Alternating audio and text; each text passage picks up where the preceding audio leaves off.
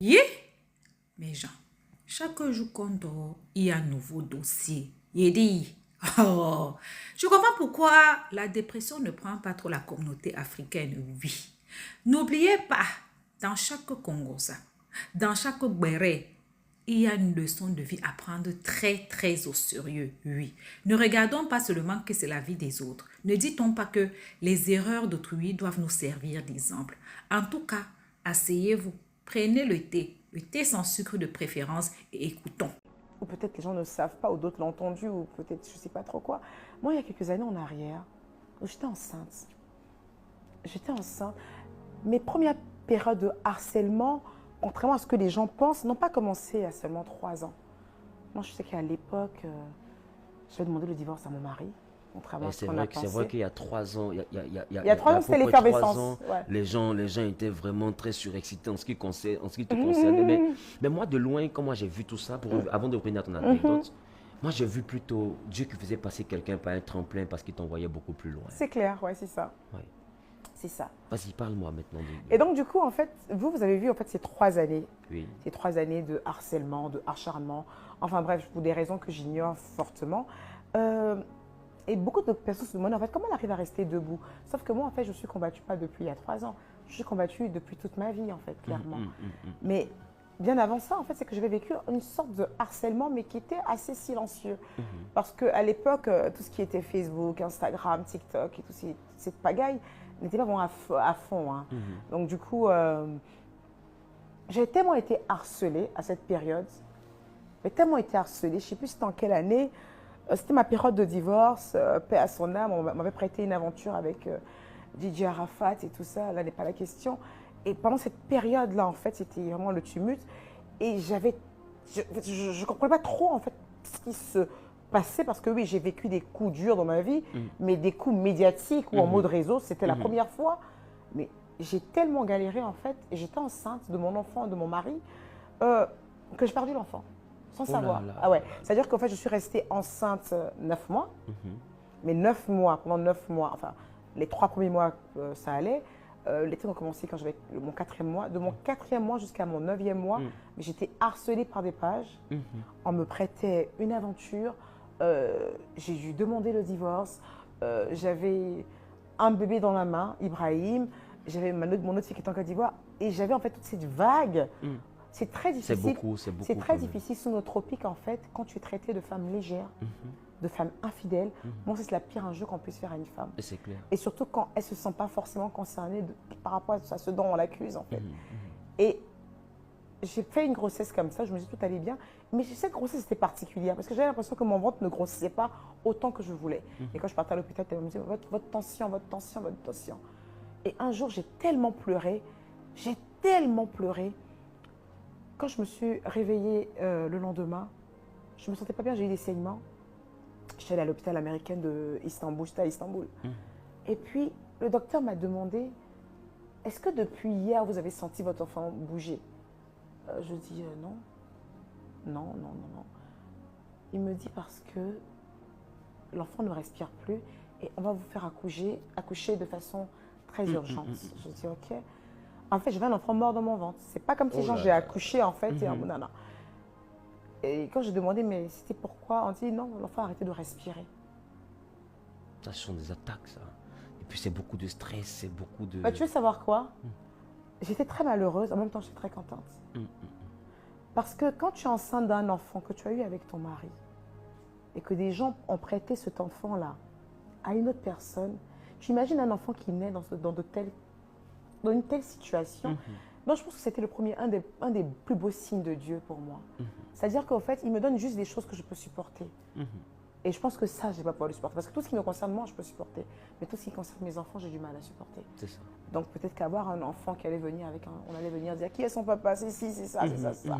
D'autres vont aller chercher à voir des traits de ressemblance À chaque fois, l'enfant. Et je pense qu'en fait, c'est pour ça peut-être que Dieu a préféré. Et c'était une fille.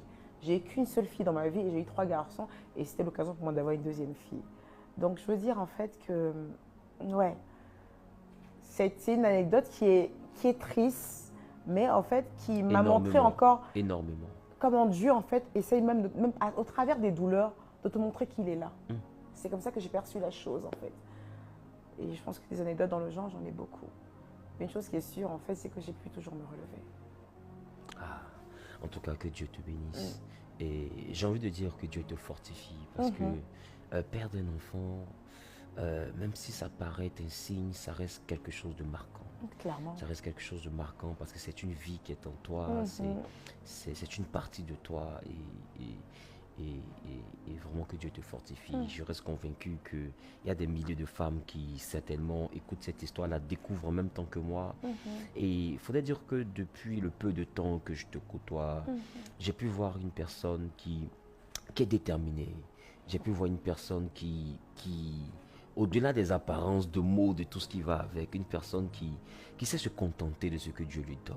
Clairement. Et j'ai compris que pour comprendre la démarche d'une personne, il faut marcher dans ses chaussures.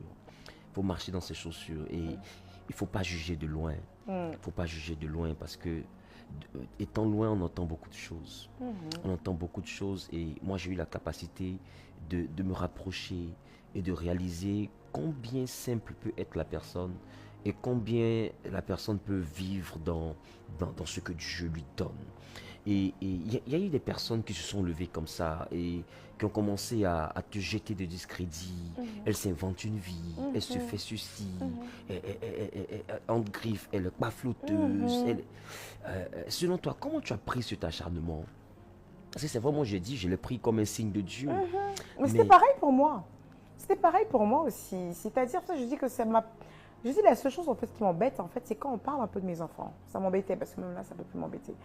Mais en fait, non. Parce que quand j'essaie de comprendre, en fait, elle s'invente une vie.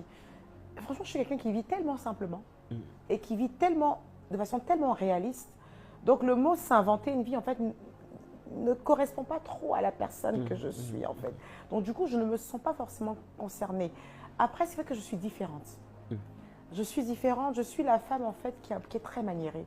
Je suis celle-là même qui va aller sur une terrasse, chercher à manger du caviar, à manger du saumon, à demander le dernier champagne. Mais on n'a qu'une seule vie. Hein. Voilà. Et donc, du coup, en fait, sous nos tropiques et surtout sur ce réseau appelé communément Facebook, les gens ont une mentalité assez limitée, ou du moins avaient. Parce que je pense que ça évolue un peu avec le temps.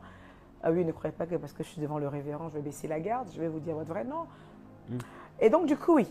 Ils ont une mentalité qui est un peu archaïque. Donc, du coup, quand on voit une fille qui est un peu maniérée, en mode moi, si, moi, ça, ou bien mais non, en fait.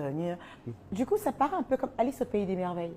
Sauf que ce qui est Alice au Pays des Merveilles pour eux est ma réalité. C'est ça. C'est mon quotidien. C'est mon enfance. C'est mon adolescence. Et c'est ma vie d'adulte. On appelle la dignité. Chimène, quand on dit lundi arrive, je remercie tel caviar pour les 200 €. Je remercie tant pour les 400 €. Je remercie tant pour les 300 €. Tu vis de PayPal. Et c'est toi qui traites les gens de pauvres. Ne traite plus personne de pauvre. Ne traite plus personne de pauvre. Ne traite plus personne de pauvre. Parce que la vraie pauvreté, c'est à ton niveau. Être là à s'accommoder aux personnes qui peuvent donner de l'argent, c'est toi la vraie pauvre. Ne traite plus personne de pauvre. Et ne fais plus allusion à moi. J'ai dit à ta soeur, tu fais allusion à moi, je te fracasse. T'as compris?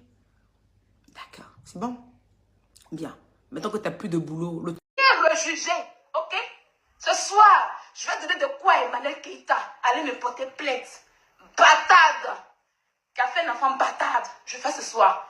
Oui, tu vas aller me porter plainte ce soir, Emmanuel Keïta. Tu vas dire que j'ai diffamé sur toi concernant ton enfant Malik. Parce que j'ai envie de voir aux yeux du monde qu'on fasse un test d'ADN ici en France. Pour voir qui est le père, le véritable père de Malik. Donc aujourd'hui, je donne encore l'occasion à Emmanuel Keïta de me déposer une nouvelle plainte de diffamation et on verra si je mens. Si c'est la paternité de son fils Malik. Je vous en donne encore une réunion ce soir. Vous voulez qu'il y ait un procès? Je vous dis qu'il n'y a plus de procès. Je vous dis qu'il n'y a plus de procès. Où je dois aller en prison. Où je dois faire quoi que ce soit. Il n'y a plus ça. Ce soir, je vais lui en donner. Oui, je vais lui en donner ce soir. Et je lui mets au défi. Et je veux que vous lui mettez la pression pour qu'elle puisse aller me porter plainte contre sur la paternité de son enfant. Parce que depuis des années, je parle de ça. Dans le premier procès, j'en ai parlé. Elle m'a jamais, au grand jamais, elle n'a jamais mentionné cela dans le procès. Ce soir encore, je remuerai cela. Oui. Parce que je veux que toute la Côte d'Ivoire sache la vérité. Vous savez bien, elle sait bien.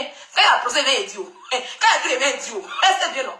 On va voyer. Ça veut dire que ce dernier même 4 sur blanc. S'il faut que la vérité éclate, peut-être qu'il y a gagné des problèmes. Ça, je m'en fous. Mais la vérité éclatera. Parce que les Ivoiriens ont besoin de savoir qui est le père de Malik. Le karma, c'est pour vous.